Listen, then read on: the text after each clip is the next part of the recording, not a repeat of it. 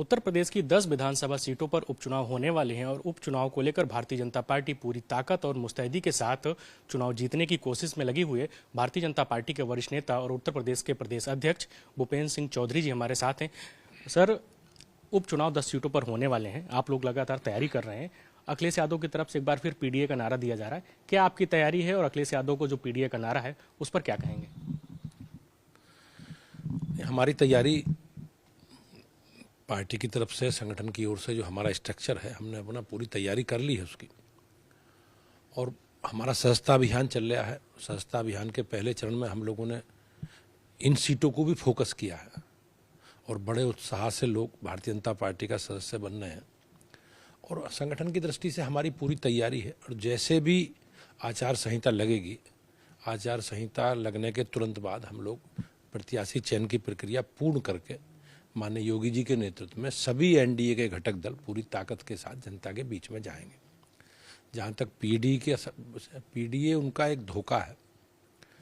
और जिस प्रकार से समाजवादी पार्टी का एजेंडा है, उस एजेंडे के आधार पर मैं कह सकता हूँ कि काट की हांडी बार बार नहीं चढ़ती। और जनता को गुमराह और नकारात्मक एक एजेंडा चलाकर जिस प्रकार के परिणाम आए हैं, उसे उत्तर प्रदेश की जनता समझ चुकी है। और उत्तर प्रदेश की जनता भारतीय जनता पार्टी के और योगी जी के, मोदी जी के साथ खड़ी है। और हमारी सरकारों ने पिछले 10 वर्षों में केंद्र ने और जो 7 वर्षों में राज्य में योगी जी के नेतृत्व में काम हुए हैं, आज उत्तर प्रदेश बदलता हुआ उत्तर प्रदेश देश के सामने है। आज से पहले बीमारू राज्य के रूप में उत्तर प्रदेश की छवि बनी हुई थी 2017 से पहले, आज उत्तर प्रदेश विकसित उत्तर प्रदेश और सबसे ज़्यादा एक्सप्रेस वे वाला उत्तर प्रदेश और महाराष्ट्र के बाद सबसे बड़ी अर्थव्यवस्था वाला उत्तर प्रदेश आज हम सबके सामने है। और आप अगर देखेंगे तो आज से पहले जिस प्रकार से अराजकता होती थी, उत्तर प्रदेश सरकार, योगी उनकी सरकार के समय, समाजवादी पार्टी के समय किस प्रकार की अराजकता होती थी, आज उत्तर प्रदेश में एक बेहतर कानून का राज है। और इसी के कारण बड़ी संख्या में निवेशक उत्तर प्रदेश की ओर आकर्षित हो रहे हैं, जिससे हमारे युवाओं को बड़ा संख्या में रोजगार के अवसर भी प्राप्त हो रहे हैं। समाजवादी पार्टी का आरोप है कि आप लोग सत्ता का दुरुपयोग कर रहे हैं। जिन 10 सीटों पर चुनाव है, सिर्फ उन्हीं पे तमाम तरह के विकास कार्य हो रहे, रोजगार मेले का आयोजन किया जा रहा है। यहाँ तक कि समाजवादी पार्टी का आरोप है कि जो मिल्कीपुर से समाजवादी पार्टी के उम्मीदवार हैं, स्थानीय वहाँ के सांसद अवधेश प्रसाद हैं, उनके बेटे के ऊपर भी एफआईआर आप लोग करा रहे हैं, सत्ता का दुरुपयोग कर रहे हैं। समाजवादी पार्टी के डीएनए में ही अपराध है। जिसका भी डीएनए होगा उसका लिंक कहाँ से जुड़ेगा, ये सब प्रदेश की जनता जानती है। और हम लोग संकल्पित हैं कि जो भी अनैतिक कामों में, गतिविधियों में संलिप्तता अगर किसी की पाई जाती है तो सरकार बगैर किसी भेदभाव के काम कर रही है।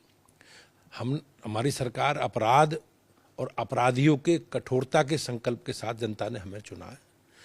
कोई भी हो, उन सबके खिलाफ अपराधियों के सरकार काम कर रही है।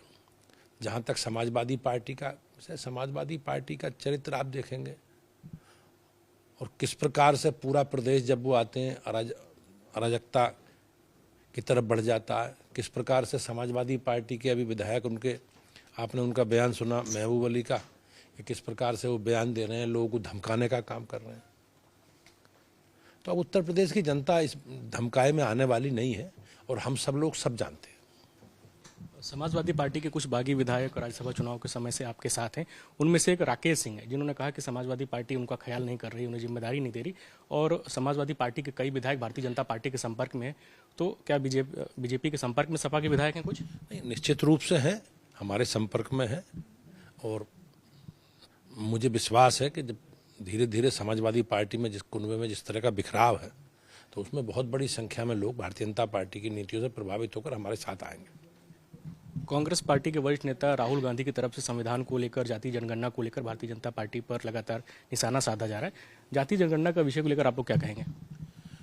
नहीं, संविधान और आरक्षण का जो उन्होंने एक नेगेटिव एजेंडा चलाया, कांग्रेस ने हमेशा संवैधानिक व्यवस्थाओं को चुनौती देने का काम कांग्रेस ने ही किया है।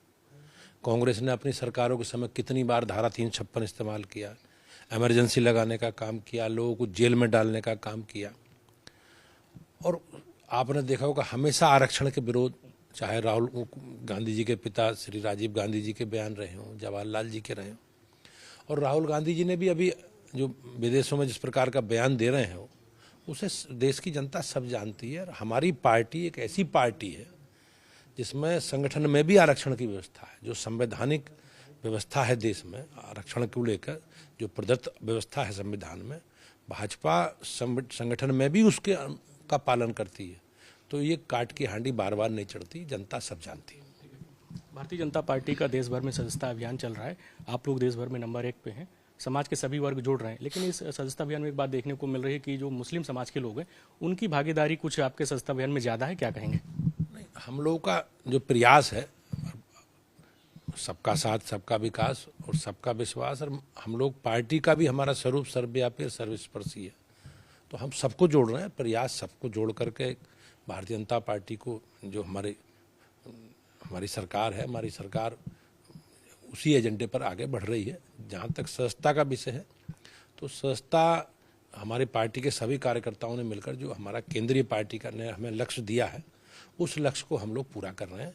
दूसरे चरण में अब हम लोग सामूहिक सदस्यता कर रहे हैं। पहले चरण में हमने प्राथमिक सदस्यता की है, तो प्राथमिक सदस्यता में हम बूथों पर सदस्यता करके हमने गाँव बूथों पर सदस्यता की है। अब हम दूसरे चरण में सामूहिक सदस्यता में कैंप लगाकर और अलग अलग सामाजिक वर्गों के हिसाब से सदस्यता अभियान को पूरा करेंगे। तो ये थे भारतीय जनता पार्टी के प्रदेश अध्यक्ष भूपेंद्र सिंह चौधरी, जिन्होंने कई विषयों पर हमसे बात की।